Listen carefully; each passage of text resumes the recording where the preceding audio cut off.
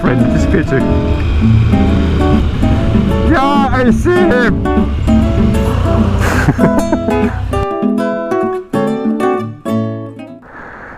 Well, greetings campers. Thank you for coming back to the channel. Well, here we are in the depths of the Cairngorms, just north of Glen Shee actually. Just come back from a quick spot of lunch. I'll come up this way, have a little look-see. So, I said previously that I was going to do a separate video on the other bike of the channel, and here we are. You want something that's flexible, you want a bike that's reliable, you want something that's comfortable, you want something you can tour on, takes luggage, pillion, does generally tick a lot of boxes. Now, as we know, there are plenty of bikes to choose from. Having had a V-Strom 650, you would think that would suit the bill nicely. Well, yeah, it did, but not quite for me. So, what did I go for? Well, drum roll, I went for one of them. Yes, this is the Sprint GT that I test rode right back in the start of the year. I wasn't sure about the handle at the time because there was a few things that wasn't quite right with it. They have now been addressed. Biggest issue being that the front fork seals were leaking. So that's now been sorted out, and the headstock has also been tightened up. So that's been fixed, and it is a peach of a bike. 128 horsepower. It does have the boxes for the side, but I've obviously got them off today. I've added the Scorpion exhaust. I've added stainless steel headers. I've added the Power Bronze double bubble screen, dark tint, and I've also added the clear indicator lenses, which I think just ties the colour of the bike in nicely for the rest of the lenses around the bike. Just makes it look a bit more modern. Yeah, obviously a bit of soul searching going on as to what I was going to do, but here we are. So this is the other bike of the channel, Sprint GT 1050. It's awesome, and what better way to explore Scottish roads and tour than with one of these. It's ace. So anyway, that's it. You can see what it is. We'll jump on and we'll go for a little ride, and I'll tell you what I think of it. Stay tuned.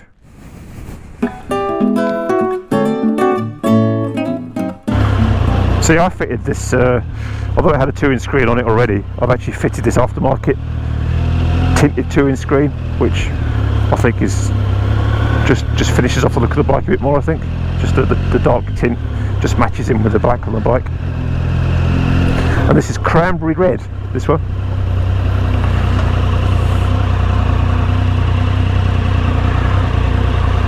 Braided brake lines as standard by Triumph, and I actually started fitting them to all their bikes quite a few years ago, funnily enough.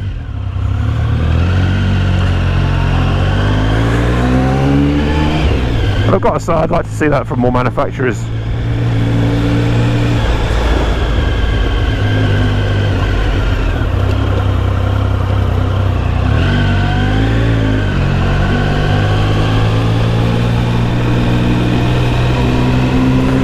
Sorry mate, it was a bit short notice turning left there, wasn't it? So we talked about the brakes, they work well. We talked about suspension, it's very compliant. Two up, it's got preload adjuster for the rear shock, so that works well with the pillion on the back. And I've wound it up a couple of clicks of about 100 kilos with gear on. So sorry, I'm 100 kilos without gear on.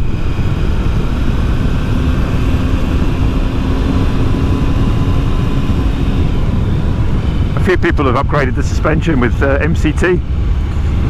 MCT suspension here in the UK.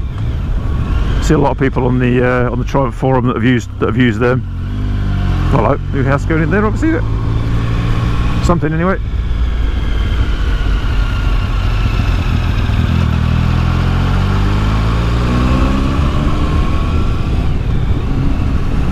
Yeah, MCT suspension seemed quite popular for keep this longer term, which was the plan, which was the original plan when I bought this for 2-up touring.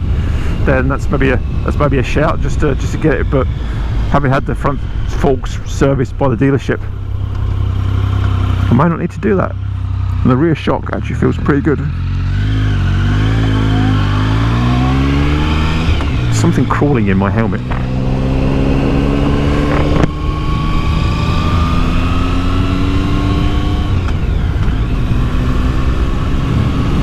Yeah, different pace to the ride today. As you do when you're touring, you kind of just relax a little bit more and take in the sights and the weather and the experience and the smells, and just kind of just roll along. But I think sometimes we're out for a blast, you're just in a totally different mindset. And I have to say, sometimes, you know, it's not necessarily a good one. You know, if you're stuck looking at the clock, or not looking at the clock, but you're aware of your time.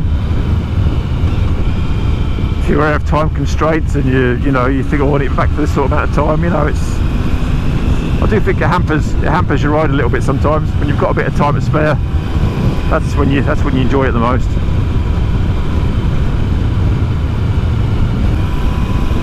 I've got to say, coming back to the price point on this bike, it's very, you know, it's fantastic value for money given its age now. This is a 2016 Sprint GT, and for 9,000 miles, I mean, the bike looks brand new. I mean, it's certainly in better nick now than it was when I first bought it. I've spent a bit of time on polishing it up and cleaning it and doing all that little TLC stuff that you do when you get a bike, or, you know, if you're into your detailing or whatever. But it's lovely. Not a scratch on it now. This is quite a heavy bike at 248 kilos. Especially with the boxes fully laden. I mean, we're talking 117 litres of luggage space, which is a hell of a lot.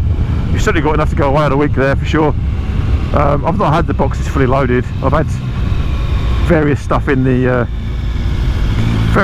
top box, and it's great for touring. Throwing stuff in, practicality wise, it's brilliant. And of course, it's got a powered socket in it as well.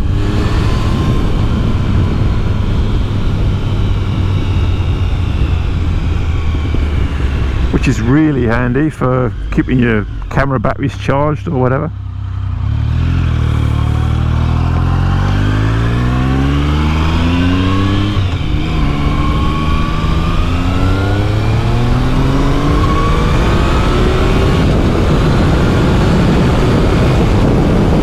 Well,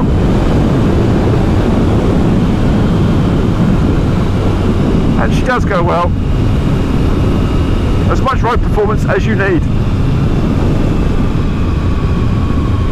and it's a heavy bike. You know, I think if you upgraded the brakes, which I think you'd probably lose on a track day, I mean, it would do a track day, I think. I'm not sure. Certainly wouldn't see many Sprint GTs smashing around a track day. It's a bit heavy for that, really. A bit slow, a bit heavy, a bit slower steering for that, but it would certainly do it without too much of an issue at all. But again, you're going to find the limits. Ground clearance being one, brakes being the other, weight of the bike and flickability being the next, but it's certainly got the ability to do it. But let's face it, it's not what it was built for. So yeah, I think if you're looking for something that is not an adventure tourer, and you're thinking about getting into the sports touring segment again, this is the way to go. Something like this, or, you know, VFR 800, VFR 1200, even the 955 version of this, the old Sprint ST, ST955, ST1050. Pretty much the same bike, it's just a bit longer, more luggage space, a bit more power. You can certainly do a lot worse.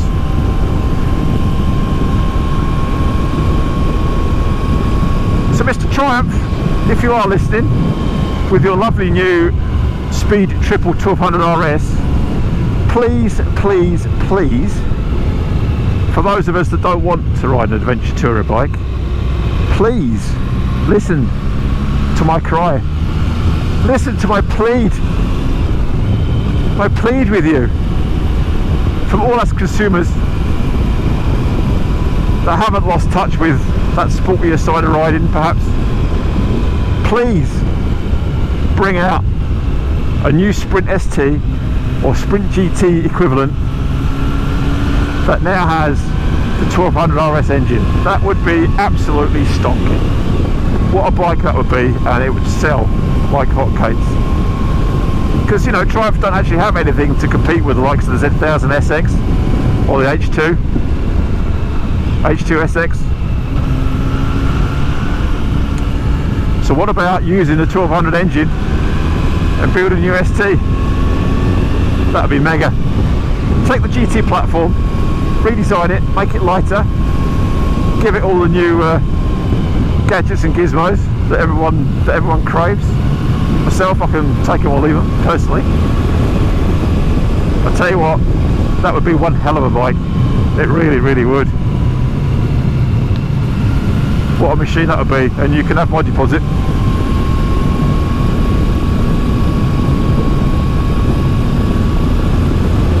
Please Triumph, please Triumph.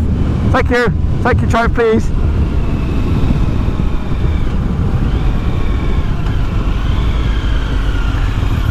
For the ride.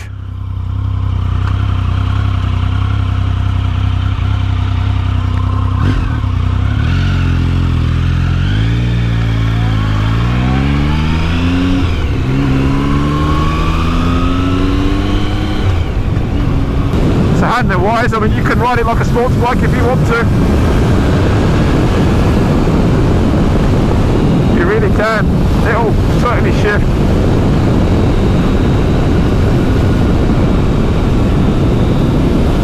The only criticism, by modern standards of modern bikes, is that this speedo is really quite hard to read, or it can be until you get used to it, because as you see, the digits are quite small.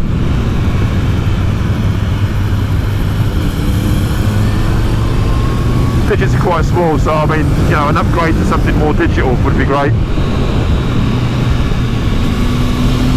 For this bike, it's an off go. No quick shifter, of course, but the gearbox is very good. It's a gearbox you need to be a bit more precise with.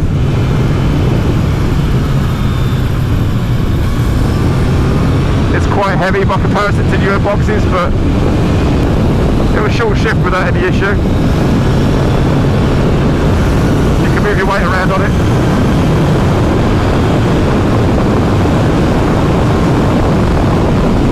This bike is just so stable. Any speed you like, and it just goes. Even with the boxes on it, when I'm still using the oh, maybe down there. Yeah, that's enough of that. Yeah, I mean, you can pretty much ride it however you want with the boxes on, all the boxes off. It's some piece of kit. It really is.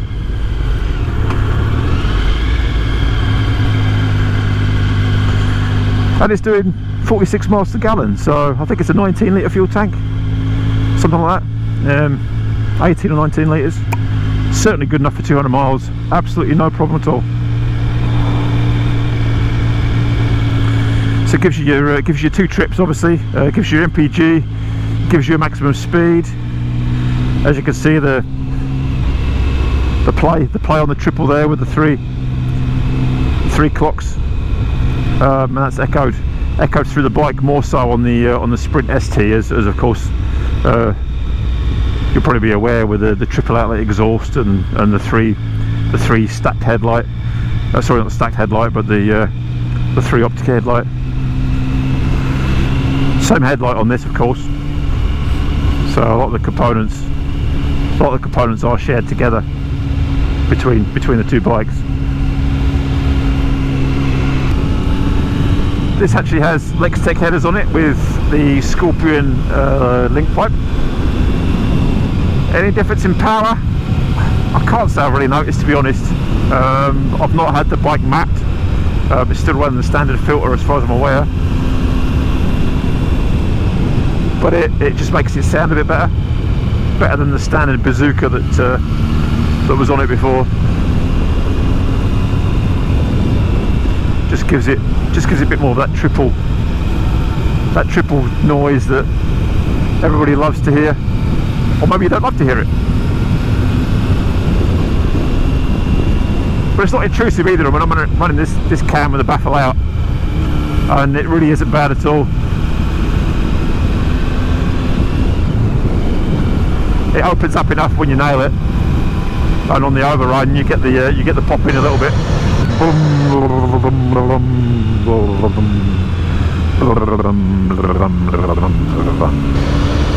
It's by no means intrusive. It really isn't. It's not intrusive at all. It's just nice. It's just nice without being in your face. And the fueling is absolutely bob on. I mean, I'm sure if I got the bike remapped, it could be fueling better. But to ride it, seat of the pants, it doesn't hesitate. It's not jerky at all. There's no stuttering or fueling issues whatsoever. It's absolutely perfect. I've not found anywhere throughout the rev range at all where the bike's been, you know, a little bit hesitant or. So yeah, I don't know what's going on with the fueling with it, but it's absolutely perfect. It certainly feels it anyway. But like any modification to the exhaust system, the bike's always going to benefit from a full tune. But it was never about chasing power. This bike's plenty fast enough for the road.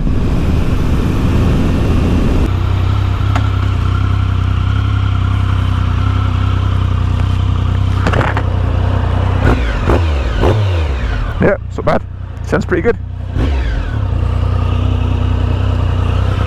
Smells a bit fuely though, so it's probably run a little bit rich, to be honest. It would certainly benefit from. Ow!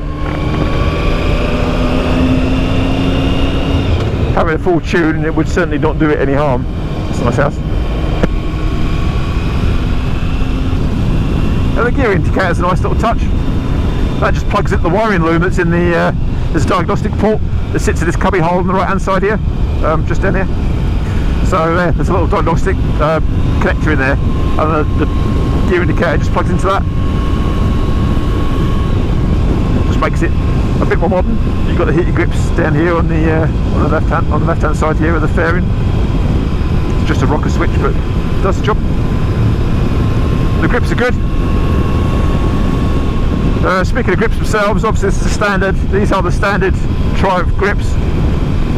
My only criticism with them would be that these, the actual physical grips themselves, this serrated, contoured finish to them, it can be a bit hard on longer journeys. It can dig into your hands a little bit.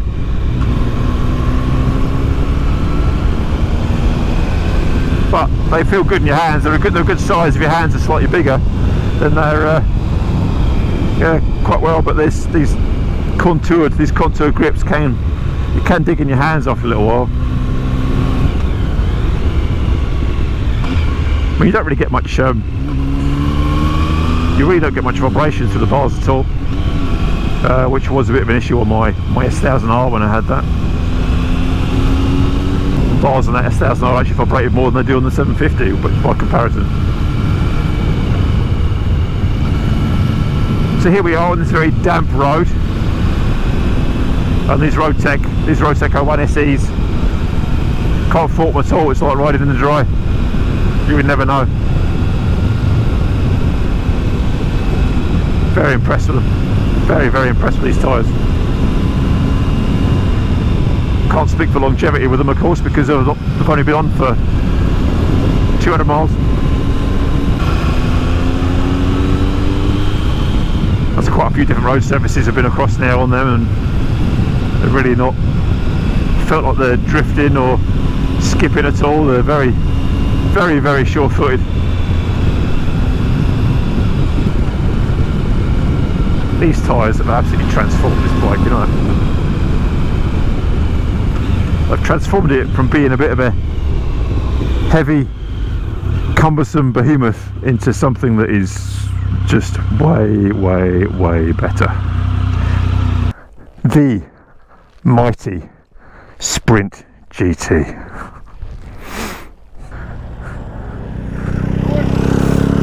What the Where's he going? Oh, nice.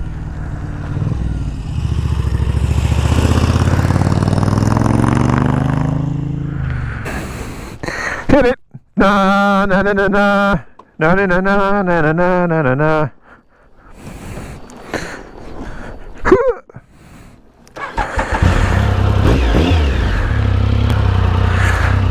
They call me Love Stepper. Turn her up. I'm the lyrical gangster.